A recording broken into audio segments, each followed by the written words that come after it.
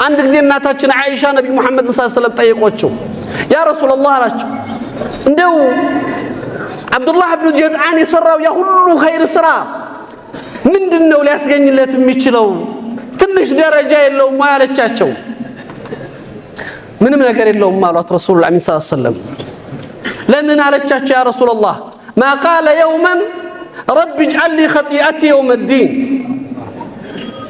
عندم كان ያን ሁሉ ኸይር ቢሰራ ያን ሁሉ ሰደቃ ቢሰድቅ ያን ሁሉ ጥሩ ተግባር ላይ ቢገኝ አንድ ቀን አኸራን ፈርቶ በጌታ ዋምኖ የዛችን ያሳረኛ የመከራ ቀን ቅጣት ጠብቀኝ ብሎ አላህ ለምኖ ያውቅምና የዚህ ጸጋ ባለቤት አይደለም ማለት ረሱላህ ሰለላሁ ዐለይሂ ወሰለም። ምን ማለት ነው?